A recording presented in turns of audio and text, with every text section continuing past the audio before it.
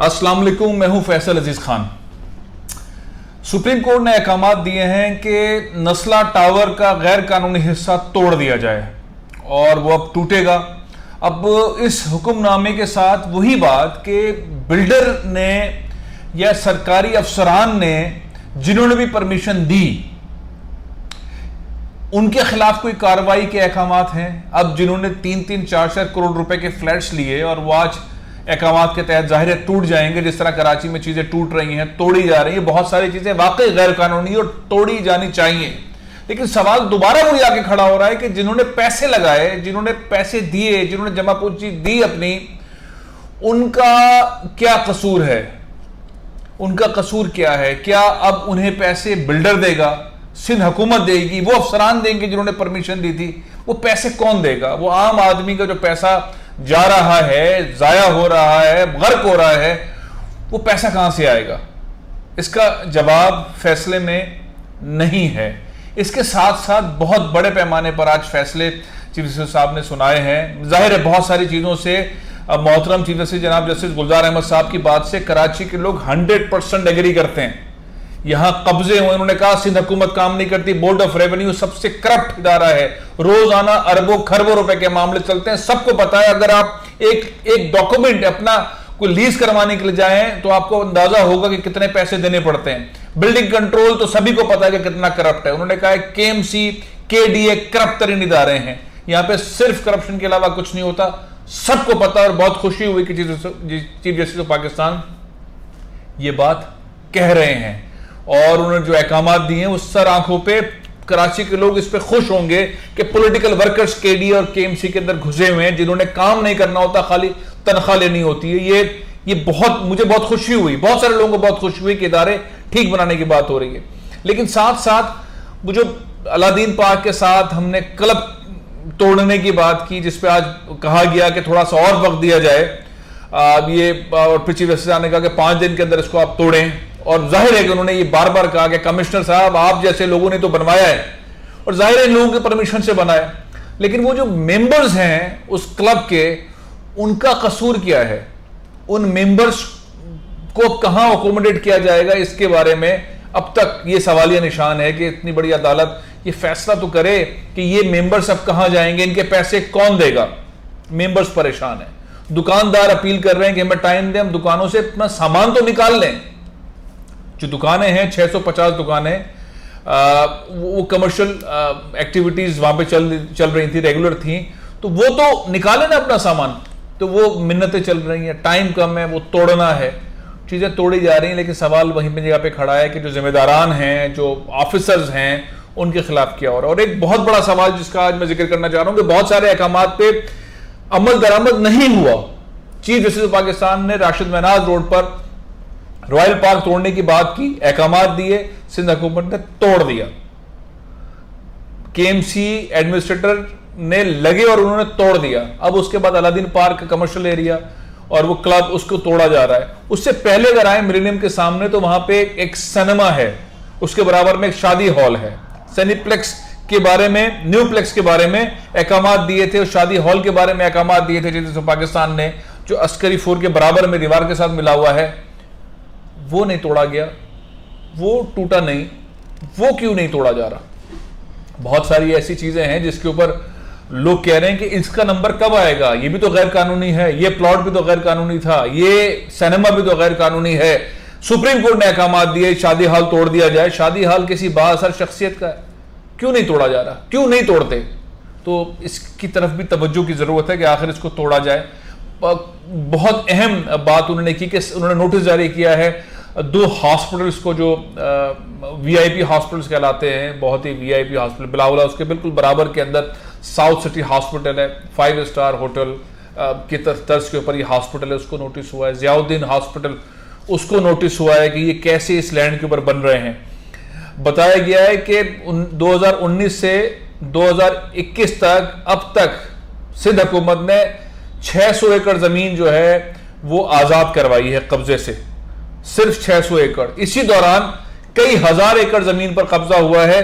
Chief justice of Pakistan कहते हैं कि कराची से नूरियाबाद तक सुपर हाईवे पर दोनों साइड पर जो बिल्डिंगें बनी हुई हैं ये कब्जे हैं, ये गैर कानूनी अलॉटमेंट है, इस सबको खाली कराना है, खाली कराने के अहकाम दिए हैं। इसके साथ साथ ये कहा है कि तकरीबन कराची का एक बड़ा हिस्सा 30% ज़मीनें जो हैं वो सर्वे नंबर के ऊपर चल रही हैं, यानी कि उनका कोई सीन नहीं है, कोई रिकॉर्ड नहीं है, बेड़ा गर्क किया हुआ है सिस्टम का, कोई ज़मीन कंप्यूटराइजेशन की तरफ नहीं है। उन्होंने अहकाम दिए हैं कि कराची की ज़मीन, सिंध की ज़मीनें और बलूचिस्तान की ज़मीनें कंप्यूटराइज की जाएं, जो कि बहुत अच्छे अहकाम है, जिसके बाद ये जालसाजी वगैरह नहीं हो सकेगी।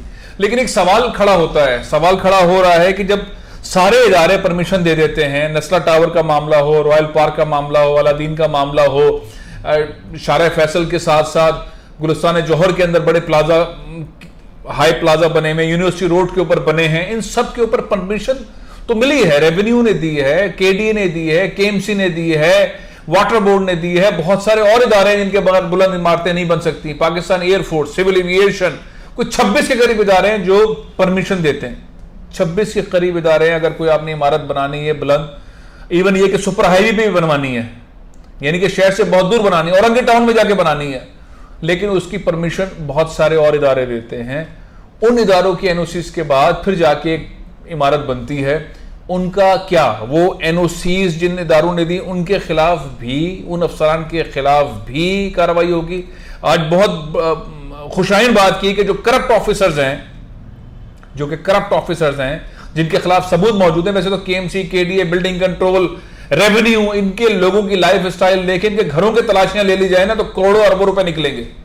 जो वजीरों को पहुंचा रहे हैं, जो सिस्टम चल रहा है, ये आज की बात नहीं है, खाली पीपल्स पार्टी का दौर का मामला नहीं है, ये हर दौर के अंदर ये तबाही मची है। मुशर्रफ साहब के दौर के अंदर भी तबाही मची है।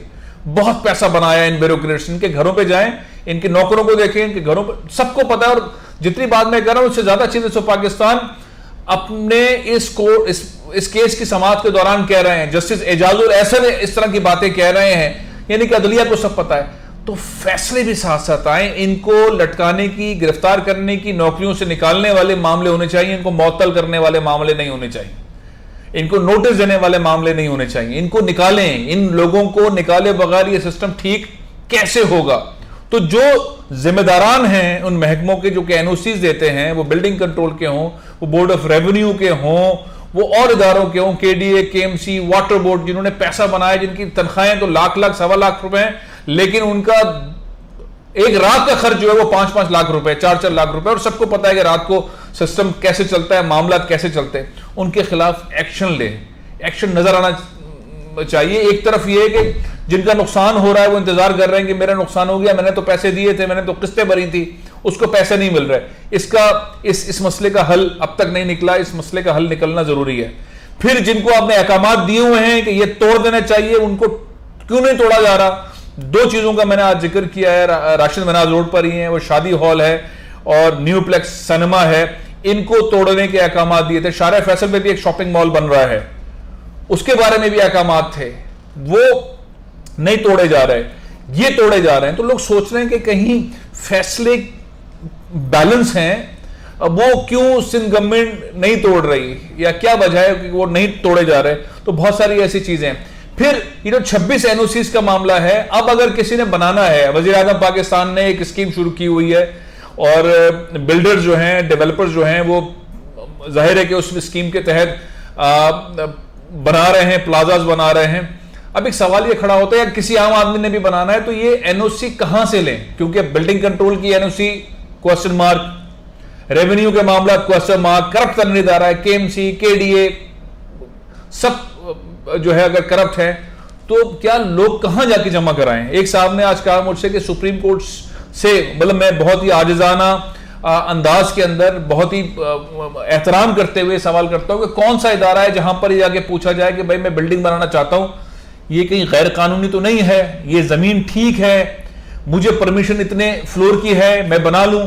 क्या डॉक्यूमेंट हाई कोर्ट में जमा करा दिए जाएं या सुप्रीम कोर्ट में जमा करा दिए जाएं कि भाई आप बता दें कि हम ये बना लें, और ये इदारे पैसे ले रहे हैं, पैसे मांगते हैं, और ये इदारे पैसे मांगते हैं, तो इनसे कहिए कि हमसे पैसे ना मांगे। और एनओसी जो है वो सुप्रीम कोर्ट या हाई कोर्ट या कोई अदलिया या कोई इदारा वही जारी करते, ताकि ये सारी जो मामलात हैं उससे ना गुजरना पड़े। तो बहुत सारे सवालात खड़े हैं, बहुत सारी चीज़ें खड़ी हैं। लोग खुशाइन करार दे रहे हैं सुप्रीम कोर्ट के अहकामात को। जनाब जस्टिस एजाजुल एहसन साहब के रिमार्क्स को चीफ जस्टिस ऑफ पाकिस्तान जनाब जस्टिस गुलजार अहमद साहब ने जो फैसले किए हैं उसके ऊपर बहुत लोग खुश हैं। रेलवे की जमीन से मुतालिक हजार गज के बंगले बने हुए तोड़े जाएं, बिल्कुल तोड़े जाएं, लेकिन उन अफसरान के खिलाफ भी कार्रवाई करें जिन्होंने ये अलॉट किए थे। मनसूख करें अलॉटमेंट, बिल्कुल सही अहकाम आपने दिए हैं, कब्जे खाली कराएं, बेहतरीन अहकाम हैं, लेकिन जो लोग रह रहे हैं जिनके अलॉटमेंट के मामला थे, जिन अफसरान ने अलॉटमेंट की, उन लोगों के साथ भी तो कुछ इंसाफ हो, उन अफसरान के खिलाफ भी तो कार्रवाई हो। ये गैप है, ये गैप फिल होना बहुत जरूरी है। और दूसरा, बहुत सारे बाअसर लोग हैं जिनकी चीजें नहीं टूट रही हैं, शको शुबा देंगे, आम आदमी मिडिल क्लास की चीजें टूट रही हैं, जो बाअसर आदमी है उसकी चीजें नहीं टूट रही हैं, उसकी इमारतें नहीं टूट रही हैं, उसके शॉपिंग सेंटर नहीं टूट रहे हैं, उसके सिनेमा हाउस नहीं टूट रहे हैं, उसके शादी हाल नहीं टूट रहे हैं, वो भी तोड़ने की जरूरत है। और क्या ही अच्छा हो चीफ जस्टिस ऑफ पाकिस्तान अगर अहकाम दें कि तुम्हें इन करप्ट लोगों को नौकरियों से फारिग कर दिया है, वो केडीए क्यों, वो केएमसी क्यों, बिल्डिंग कंट्रोल क्यों, रेवेन्यू क्यों, सबको पता है क्या हुआ है, हर चीज को पता है। और एक और चीज, जो आखिर चीज है, जो कल के वीलॉग के बाद मुझे फीडबैक मिला और बहुत अच्छा था, कि रॉयल पार्क है, आपने तोड़ दिया, और बिल्डिंगें तोड़ दी, नस्ला टार है, इसका मालिक पता है सबको, कौन है मालिक, सबको पता है, फ्रंटमैन कौन है, बैक हैंड कौन है, पैसा किसने लगाया, उनका रेवेन्यू के अंदर देखा जाए, उनके असासे कौन कौन से, और उसको क्लब किया जाए, उन मुतासरीन को पैसे दिए जाएं और फौरी तौर पर अदालत के थ्रू, नाजिर के थ्रू, किसी सिस्टम के थ्रू फौरन दी जाए। जब हम बात करते हैं 2 दिन में तोड़ दो, 3 दिन में तोड़ दो, 5 दिन में तोड़ दो, और तोड़ दो, तो 3 और 5 और 6 और 7 8 दिन के अंदर जो मुतासरीन हैं उनको भी पैसे दिलवाए जाएं, उनकी प्रॉपर्टी बेचें, बिल्डर्स की, उस सरमायाकार की प्रॉपर्टी बेचें, उस डेवलपर की, जिसने भी गलत काम किया, और जो सरकारी लोग हैं उनको अंदर करें, उनको जॉब से निकालें।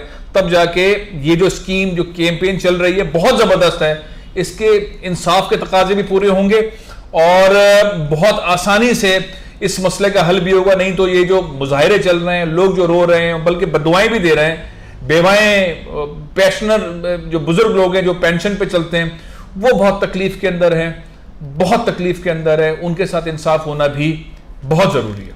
प्रोग्राम ये खत्म कर रहा हूं, इंशाल्लाह कल फिर हाजिर होऊंगा। इजाजत दीजिए। पाकिस्तान जिंदाबाद।